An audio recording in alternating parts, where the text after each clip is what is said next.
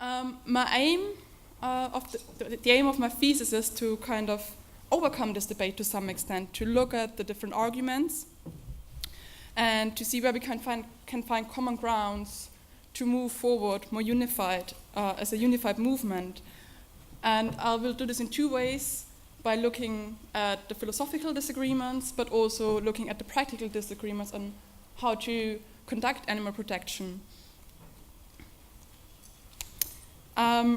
But in doing so, I didn't want to just speculate from the famous philosopher's armchair, but I actually wanted to include the stakeholders, the people that are actually out there doing all the hard work. So I went out and interviewed 15 people from all sorts of different organizations. So my research population is actually sitting in front of me. But I swear I'm not here to do any undercover research on you. And these interviews are then taken forward by thorough literature research that I'm still conducting. So I was asking employees and volunteers of these organizations about their personal opinions regarding moral views, regarding their experiences and opinions on strategies and tactics. We were comparing organizations, and we were talking about collaborations between organizations to find out the kind of tensions that there are between the different camps. So, and all these questions are asked to kind of find out what are the real issues, the real debates, and moving on from that, which arguments can be backed up scientifically. And my main question was, what are the common grounds to find a unified voice or a more unified movement? And in case we need a more unified voice and movement, which voice should there be? Welfare, rights, or abolition?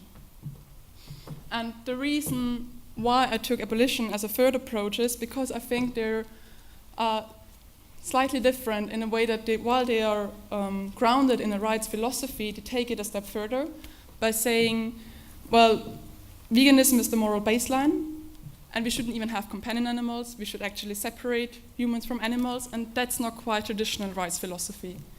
Secondly, abolitionism is rooted also describes a sort of approach to campaigning, because they say we basically should only engage in vegan grassroots education. And my last reason for pointing out abolitionism as a third approach is because they're increasing in supporters and they're very vocal about their opinions, creating a lot of this debate actually. And just one side remark here, while I wrote here that it's usually assumed that animal welfare is based on the philosophy of utilitarianism, I think in my thesis I will come to the conclusion that that's actually not necessarily the case. So what are my results so far? And I can only provide you a short overview. So if you look at the difference in moral opinions, and I could talk for hours about this, but I will spare you this, because each and every person was so different from the next in their opinions, and we see quite a variety. 2 people are not included in here yet, because the interviews just happened 2 weeks ago. So these are the differences in moral opinions, and if we look at the differences in what approach people favored, there's a much clearer difference there. But these differences did not account for why organizations couldn't cooperate. So all of my participants would agree that usually there is room to cooperate, there are shared goals, there are some common grounds. And we saw such cooperation and shared goals happening, for example, with Team Badger, which was quite frequently mentioned as a successful collaboration between campaigns. Or, for example, when organizations work together to stop DEFRA from revoking the code of practice for the industry. But factors that were mentioned that make collaboration difficult was either reputation of the other organization, but most importantly, big egos. So people, and I quote here, stick to their guns and don't actually engage in any conversation and discussion and are not willing to compromise. But I don't had nobody of my participants was actually sticking to the guns. Everybody agreed we need a variety of approaches to drive animal protection forward.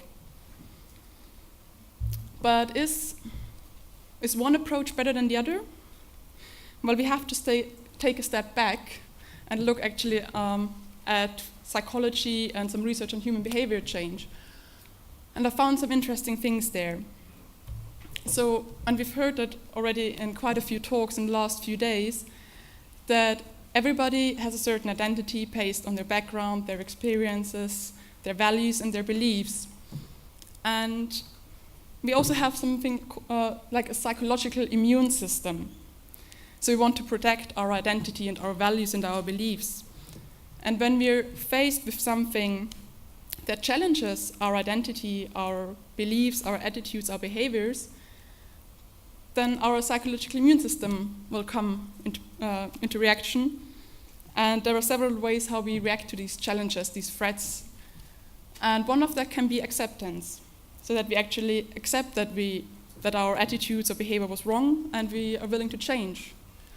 Or we could ameliorate the circumstances. So for example, if people are confronted with welfare issues in, for example, farmed animals, and animals that are used to produce food, then they might say, oh well, I anyway only eat chicken, I anyway only eat very little meat, and things like that, whether or not that is actually true. And lastly, and that's the reaction we never want to get, is dismissal. So that's when people get defensive. And when they get defensive about their identity, about their values, their behavior, then they often even, and research shows, become more extreme versions of themselves. So they insist on who they are and they insist on their attitudes. And this precludes any opportunity for improvement in the future. And how can we predict whether a message will be accepted or ameliorated or dismissed? Well, it depends on message discrepancy. What is that? So basically, it depends on the discrepancy or the distance between the sender and the receiver of the message. So if somebody who I feel is very similar to myself, that has a lot of credibility, then I'm much more inclined to accept the message. And also, of course, depending on how close the message is to my own values. But the further removed it is, the less likely I am to accept the message. So let's imagine we all decided today that from now on we only will promote the abolitionist agenda. And of course, the general public isn't quite there yet.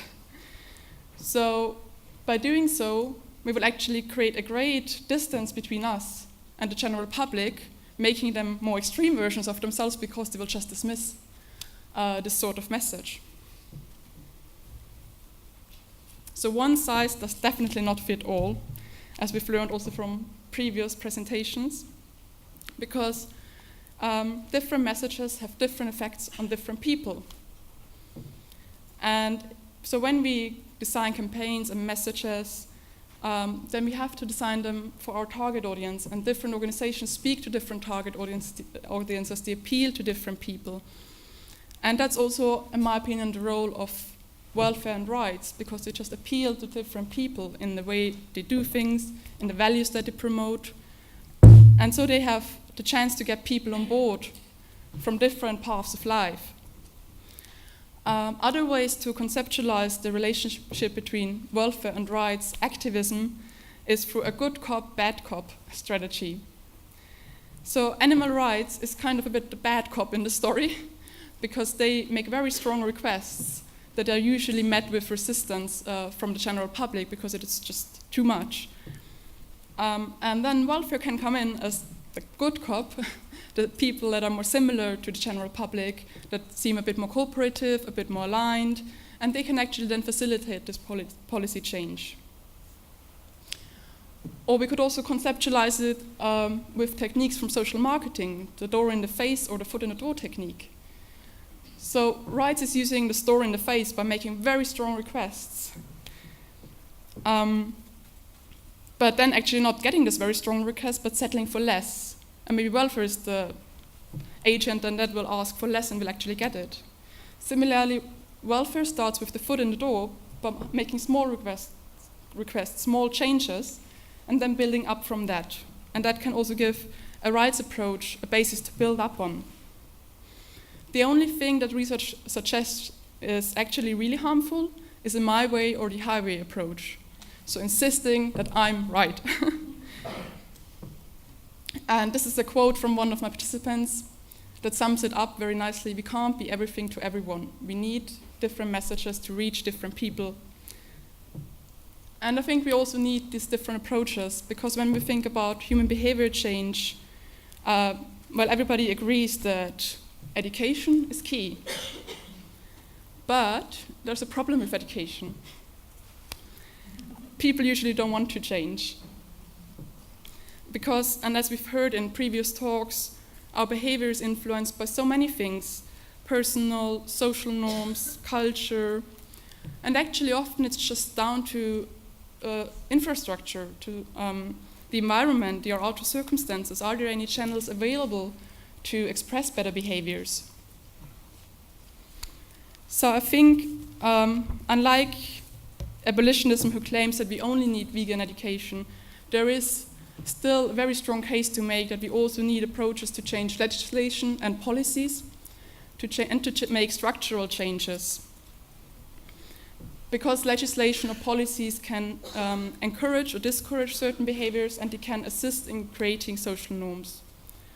And in terms of infrastructure or structural changes, I think we can learn a lot from some environmental campaigns and research on these campaigns that show that factors like convenience or hassle to do something have a much greater impact on how people behave compared to their attitudes.